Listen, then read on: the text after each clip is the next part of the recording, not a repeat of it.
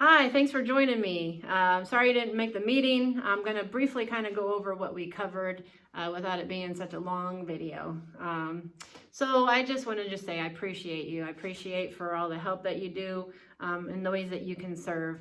And I can't believe April 1st will be 9 months since I've had this job, and I've learned so much, and I have so much more to learn. And Sheila has just been great with training and helping all through this year, because throughout the year there's different events and she has to help me through, another event. So next one will be the Awana ceremonies. So I've never experienced that. So I just thank God somebody's still here helping me, because, sometimes, the previous person's no longer even at that church. So very, very blessed to have Sheila still. I just want to do another shout out too for Becca and Lisa for being so helpful and making it just so easy. I've not had to worry about preschool or nursery this whole time, as I try to develop the 2 leaders in the Sunday school class and get to just know families and names and getting to learn Awana. So I've just been very thankful, and I'm sad that they have to be going, but I know there's just different seasons of life, and I totally respect their choice that they are going to be the home disciplers for their children. So that's what I was like too. So I totally respect that. So, but I'm just so thankful for them and what they've done. So moving on, what we talked about was I would like to have more of a child discipleship model for our Sunday school, for our kids church on Sundays. To develop more relationships with the kids. So Awana did a huge study with Barna, and part of this discipleship, we know that 85% of kids or those who are Christian accepted Christ before the age of 18. Barna is finding that it's now considerably younger. They are forming their worldview by the age of 12. So we have a race to their hearts, and the first one wins. So we want to be the winners. We want to just show them the love of Jesus. We want them to feel like they belong here. And with them feeling like they belong here, then they'll start listening.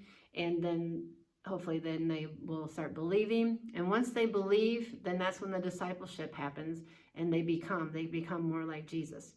So, and then in return, they make disciples. And so that's the cycle that we want to start here. And in doing so, we really need, relationships are very important. We might have these kids maybe only 26 times throughout the year. So we need to partner with parents, give them resources, but also what will that look like here on Sunday? So I'm calling for those who can, in their season of life, would be able to serve every Sunday. So I'm looking, those would be called leaders. So I'm looking for leaders like we have in our grade school right now. We have consistent leaders who serve every Sunday through 1st through 6th right now. And then in the summertime, they rotate out. And those who need a break or go on vacations and all that, they have the summer off. And then we have our summer people who serve for the whole summer in our grade school area. I would like to see some more of this in the preschool. And how this helps with is then the kids are getting to know you more. You're becoming more of an anchor. When they're dropped off, they feel safe, secure. The parents are feeling more safe and secure, knowing that you're getting to know their child, especially those who have special needs. Then we're getting to know them better. They feel more comfortable, like, hey, I know you, rather than having a new person in there each Sunday. So we're all for the volunteers too, who can only serve once a month. We know everybody's in different seasons, so I don't want to have like a guilt trip on anybody. I just want you to really pray about if you're feeling like you could serve more as a leader role in the preschool area. And then kind of we could switch it out. So starting June 1st, this would be what we're talking about.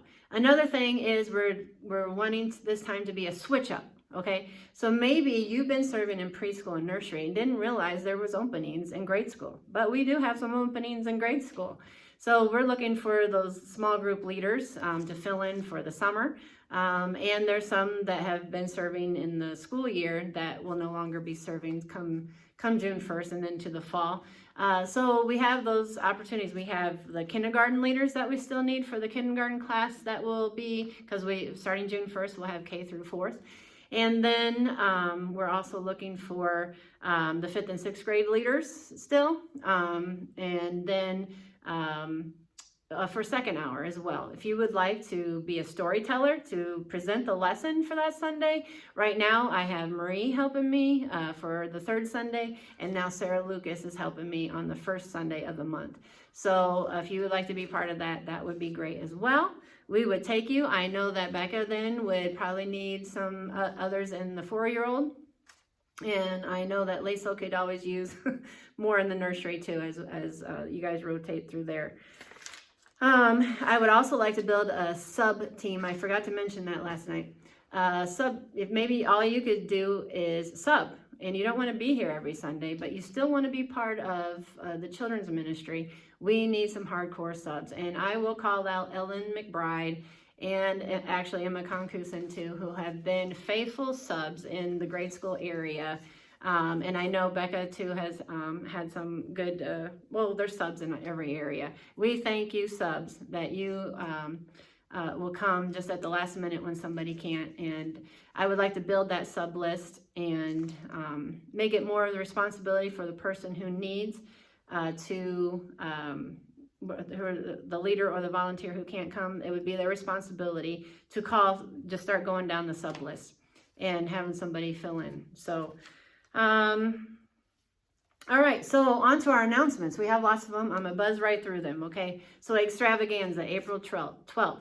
We need people. We need those who can help set up, those who are going to help make the pancake and sausage on a stick here at Edgewood, and then somebody who would take them over to Longview Park. The other churches have this warmer that then they would be put into. And so, I mean, we don't really know how many to expect, because we're inviting all the kids from the Rock Island schools and their families to come. What a great opportunity to share the gospel with them, to invite them to our church on Easter. And wouldn't it be exciting if they started coming to church just because of that, or gave their life to Christ even? I mean, that would be amazing. It's an amazing opportunity. So it's posted online, and you can click on that form in ways that you can volunteer. Bathroom situations. That's going to start April 21st, the day after Easter. And so then the bathrooms down here in the kids area will be off limits. So what's that going to look like? So the preschool is going to keep with their same, first of all, we're going to have the parents have their kid use the restroom before they even come in. We're even going to have a big sign on the door. And then also the preschool is still going to have their same breaks that they have. All the teachers, all the kids are going to go down the hall to use those restrooms. And those restrooms are going to be designated just for the 3-year-old to 12-year-olds that on Sunday mornings during the whole renovation. So we don't even have to worry about the teenagers being in there either. So it's very nice that all the staff was in agreement for that. And so very thankful for that. Then for the grade schoolers, I'm usually around. They can be taken out, a lot of times they're just one at a time. Sometimes there's not even a bathroom, a break for in any of them. And so, but then I want the welcome desk people to be aware that, hey, we're a little short.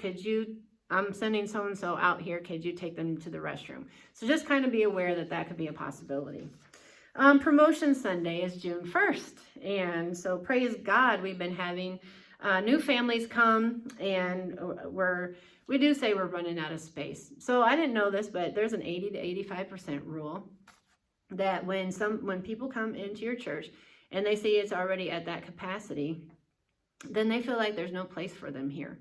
And so we don't want people to not come because they don't feel like there's a place for them here. We don't want them to see them jammed in the 4 or 5-year-old's room, their kids, and feel like there's no place for their kid, or that it's kind of stuffy in here and there's really no room for them to do activities. So we were just thinking as a staff, as that grows in there, what's that going to look like? And so, and then Chris is packed in the student center and feels like he really couldn't take the 6th grade. So it just so happened this fall, when I was on an online training, there was this guy, and he's from 4, 5, 6, and it's a preteen group for 4th graders through 6th graders. And a lot of churches are doing this now because it's a great bridge for those who are leaving children's ministry to go into the student ministry or teen ministry.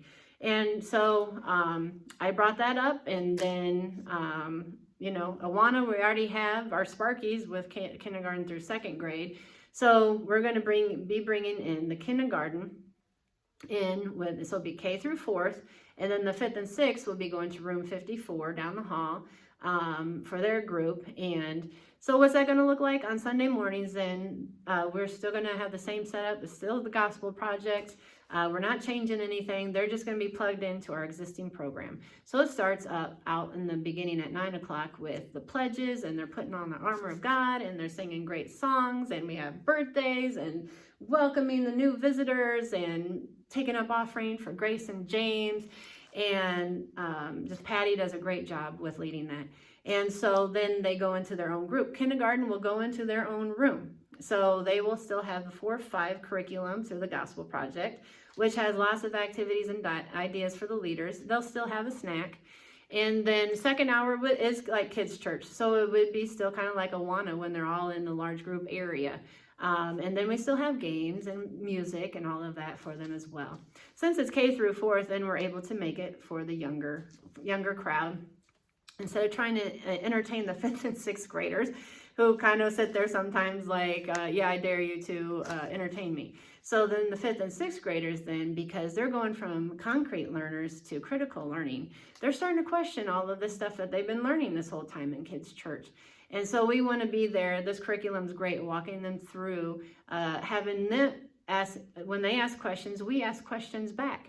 And so as they're answering their own question, then they're forming and trying to work through what they've been taught. And so we want them to own their own faith through this 5th and 6th grade group. So we're excited for that. Now we know that there were some families who weren't really excited about their 5-year-olds coming up into the grade school, and we get that. So we understand that. So we're meeting in the middle. If you feel like you want your child to still stay with the 4-year-olds, that's fine. We will allow that. There's lots of families who have their kid just be held back one more year before they're ready for kindergarten, and we would totally respect that. So just let us know.